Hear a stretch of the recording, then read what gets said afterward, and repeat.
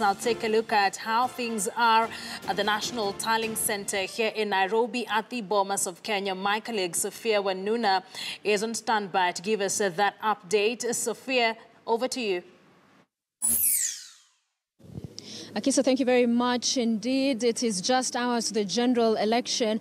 And of course, after polling stations close tomorrow evening at 5 p.m., all attention will be turning to this National Tallying Center here at the Bomas of Kenya. It is where all eyes will be set because this is where we will be hearing the returning officer for the presidential election. That's the chairperson of the Independent Electoral and Boundaries Commission, announcing who the president-elect is. And that will be happening at this podium right behind me. So that is where we'll be hearing from Wafula Chebukati, the chair of the IEBC, whether it is later on tomorrow or the next day. Remember, they have about 7 days leeway to announce the results. So as soon as possible is the word we've heard from the chair so far, and as far as announcement of that. But what will be happening, Akisa, after the polling stations, of course, close, then there will be the counting of the same. And then, of course, the presiding officers at the polling stations will be transmitting the results. And of course, also capturing what's on the Form 34A and transmitting the same to the constituency level. And at the constituency level, those results will then be brought here to the National Tallying Center, and that is for the presidential election. They will be transmitted. And as you can see now on the footage on your screen, several setups that have been put in place, several tables, and my understanding is that the technical team at the IEBC will be seated here, each team headed by a commissioner of the Independent Electoral and Boundaries Commission, verifying these results as they come in from the constituency, as well as collating the same so as to be able to come up with that final result. And then there is a table right there behind me with about 8 seats. I understand that is for the 8 presidential candidates, for their chief agents that will be shown all of the information that will be collated in this particular room here at the auditorium, as well as being verified. They will be involved in all of those processes. There's a lot as well, of course, screens mounted, sitting positions have been specified. You have IEBC guests there, the observers as well will be in this room. The media as well have been given a platform where it is they'll be setting up, just ensuring every of the coverage that is going on in here. Kenyans around the country and wherever else are able to access the same, and the screens as well have been mounted in this room, so we'll be able to get a link from that as well. I want to cross now to this other side where I have the CEO of the Independent Electoral and Boundaries Commission, Ezra Chiloba, standing by for us. And Ezra, thank you so much for making time for us. I imagine a busy days. The last couple of days have been, and hours now. How are you feeling? Well, we're now excited. We're saying this is it, what we've been working on for the last 2.5 years. And we are all set to allow Kenyans to go out there and express their will. Yes. What are some of the challenges at this particular point you and your team are trying to address? Now, I think, of course, it's expected that in an operation like this that is huge in terms of logistics, human resource, we could be having small issues here and there, especially when it comes to movement of materials. But as of this morning, 8 o'clock, we had moved materials to all the constituencies across the country, maybe 1 or 2 that we are still addressing, and we put in emergency measures to ensure that we are able to ensure that materials get to the right place at the right time. The other issues around security, issues that have been reported, which might actually hamper the movement of materials now from the constituency to the polling station. But all in all, I think we have all together in terms of getting ready for tomorrow morning. Yeah. There are concerns about those 11,000 polling stations that do not have coverage, and many Kenyans, some going on social media and talking about they know of some of them having that coverage. They don't understand why they're being listed as such. Talk to us about that. Yes, I know it's something that we understand. Kenyans are concerned about that coverage because we were required to publish these places before the election. And what we did was to carry out a mapping and an analysis in terms of the spread of the network that will require for efficient transmission of results. And in this case, we worked with the 3 mobile network service providers, both Orange and Telecom. Orange is Telecom, Airtel, and Safaricom. And they came up with that distribution approach where they would allow one of them to be primary, another one to be secondary. And where we are seeing those gaps are basically areas where we could say, well, here you have Telkom and you have Airtel, but Safaricom could be having 3G coverage, but unfortunately they're not in that particular place. They're in another place where perhaps we do not have any of those other companies covering. So it was a negotiated process. But that said, one thing we need to assure Kenyans is that transmission is going to happen.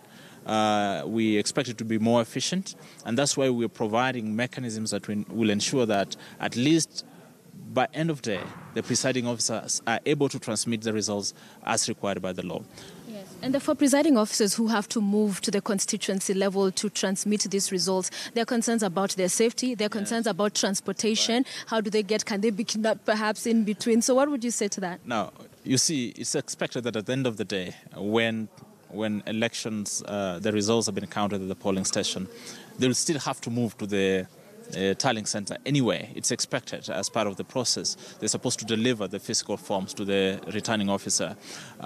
We also did a further mapping, which information we should be able to share, that shows that already more than 50% of those 11,000 are within range, less than 9 kilometers, 2,000 within 5 kilometers. So if you calibrate it that way, you realize that majority of those tallying centers where presiding officers are supposed to move are not far off, and we've been able to provide mechanisms that will allow that to happen.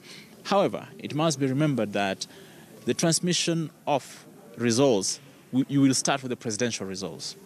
And in the event that you confirm that it's not possible to transmit the results from where you are, you must ensure that all the results for all the other seats have been counted and keyed in the KIMS system, or the KIMS kit, before you move now to the place where there's network, so that when you transmit, you'll be transmitting all the results at the same time. All right, so then that may cause delays.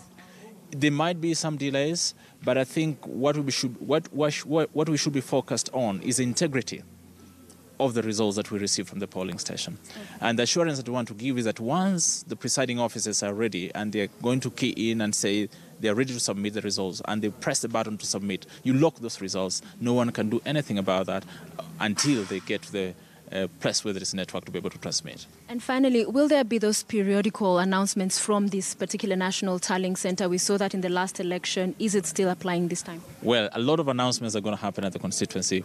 That's one of the guarantees we can give, that announcements are going to happen at the constituency level, because the final results for the presidential are going to happen at the constituency.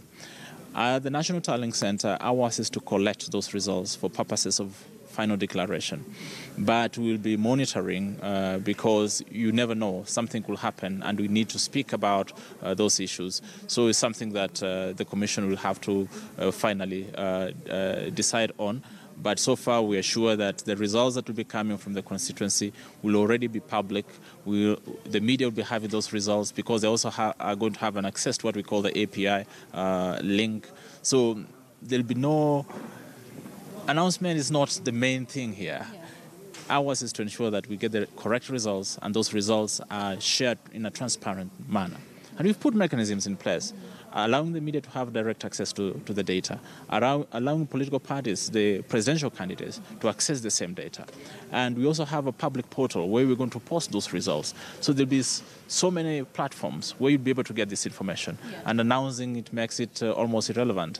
And in case of failure of the systems, where the media is accessing, where IEBC is transmitting, so everybody is in the dark, what happens then? Well, look, that is the very, very, very last scenario that we were thinking about. You saw failures last time? You saw them last time, but if you compare the situation now and the situation in 2013, it's totally different.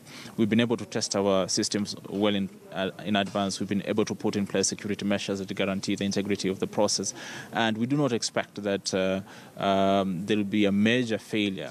There might be small cases here where we need to address that could be of concern. But the issue is to be transparent, proactive over those issues, so that at the end of the day, the country is together.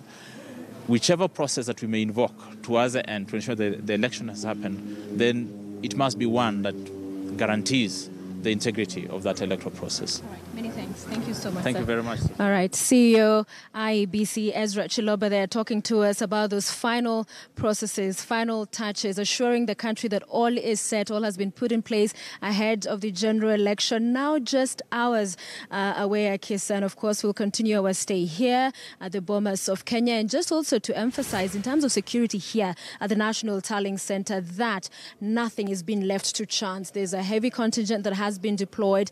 To access this particular premises, you must have accreditation. And for this particular auditorium where we are, there actually is special accreditation. So you could access the premises but not be allowed within the auditorium. So IEBC has ensured that in terms of accreditation, they have facilitated that for the observers, for media and other individuals that will be given and granted access to this particular National Tallying Center. So we'll continue updating you, viewers, throughout the day, the night, tomorrow, and more importantly, when that final result is announced, the president-elect of Kenya. Who will it be? We'll find out soon. Back to you, Akisa. Yeah, thank you for that.